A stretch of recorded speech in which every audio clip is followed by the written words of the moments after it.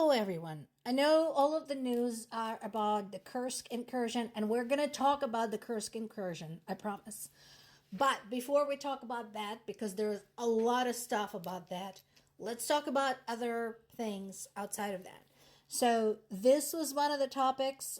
This is an Associated Press talking about what Ukrainian athletes are doing during the Olympics to mention the war and to kind of keep it front and center as a truly global event and not just Ukrainian event.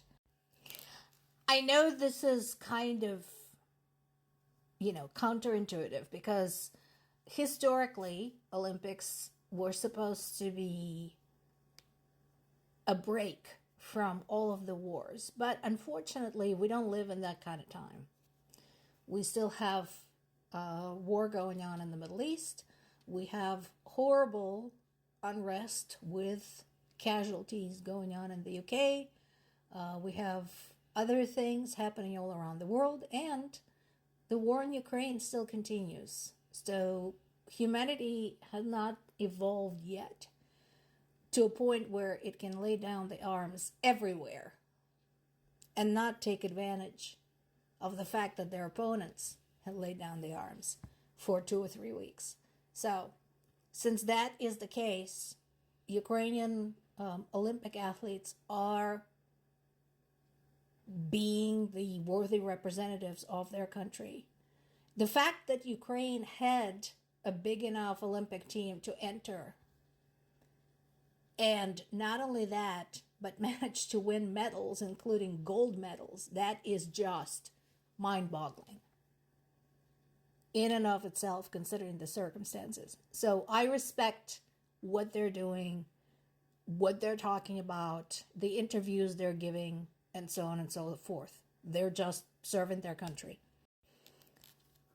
One of the human rights advocates, Oleg Orlov, who was freed during the prisoner swap, talked about the situation, the state of affairs in Russia. And he's right. The only thing I would argue is that it's not sliding towards Stalin's time. I think it's already there. Considering the indiscriminate arrests of anybody and everybody who disagrees with the government policy in the slightest way, considering the accidental deaths, accidental being in double quotes, and so on and so forth. My family has some history with what it was like under Stalin. One of my great-grandfathers was Jewish and served in the finance ministry under Stalin and was one of the people arrested and executed without trial in 1937. So I know what he's talking about. And I agree with him. After the fall of the Soviet Union, there was a time of great hope that we are done with this. We are going to leave all this behind us. We've learned our lesson. Well, apparently not, because Putin came to power and Russia as a state, as a people, took a 180 and started marching back. Speaking of prisoner exchange, so people in Belarus are expressing disappointment that their political prisoners have not been freed as part of the exchange. Now, I am kind of with them in terms of that there are some Russian dissidents that I personally would have left in prison because I think they're worthless shits. I also think it would have been better to free some more Ukrainians, specifically Ukrainian children. But to those in Belarus, I want to point out, what about you? You have a government. Why didn't your government? Because remember, this involved participation of Russian government and Polish government. And I forgot who else was involved, but there were like 5 or 6 countries involved in getting this deal done. Where was your government? It's not just going to magically happen. You cannot rely on the U.S. to fix this for you. Just like, you and the Russians cannot expect Ukrainians to show up and do the Maidan for you to, overthrow Lukashenko and Putin. Talk to your own government. Get them to participate. Get them to make a deal. If you care about your loved ones who are being kept unfairly imprisoned. And of course, nothing new here. Russia continues murdering Ukrainian civilians.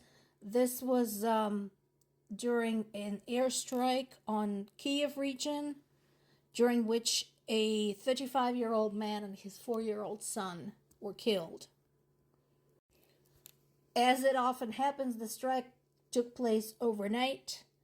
3 more people, including a teenage boy, were wounded in this attack. And right now, based on the information we're getting from Ukrainian government, the missile fired at these civilians was a Korean missile. Now, I know we all want to talk about the Kursk assault, so let's talk about that, I promised you. So, yeah, I like this. I'm usually reluctant to use CNN, except for maybe the high-level summaries, but I like this headline. It's true. So this was a big gamble by Ukrainian military, and I can understand why people are still uncertain, even the political scientists, war scientists, historians, etc., are uncertain exactly what the final goal is. I think it's possible that the final goal might change depending on what Ukrainian troops achieve on a daily basis. So let's not forget, this has been going on for 6 days now, right? So that's a significant amount of time. And there have been developments in terms of where the troops are headed and what type of troops are engaged. So the government is starting to talk about this operation. And again, for those who are asking, well, why did they wait so long? Because they wanted to wait and see. Remember, we're talking about a war where situation can change on an hourly basis. So they wanted to have something to report, so they waited. That completely makes sense. What we know now is that more troops continue to go in, and they're not just any troops. Those are the elite, best trained troops, equipped with everything we could give them.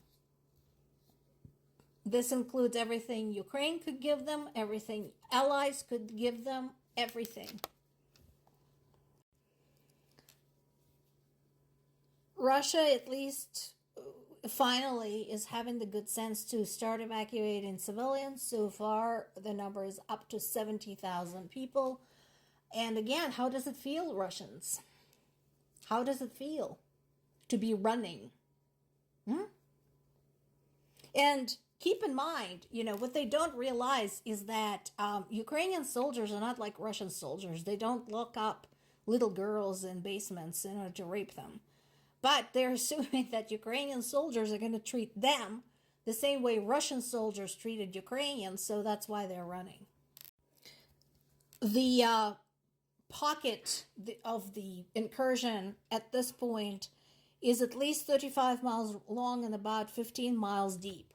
So again, that is some significant territory. And again, most sources are posting maps so you can see where it's at. The important part is not even where it's at now, but where it's headed. Because we're now getting reports that some of those troops have entered Belgorod region. Now remember, going north to south, we have Kursk, Belgorod, and Bryansk regions along Ukrainian border. So here's a map. If you were to drive from Kursk in the north to Belgorod in the south, it's not that far. You can make it there in 2 hours. So right now, what we see is that some of the troops are starting to turn south, which means they will soon reach the area occupied by Russian army.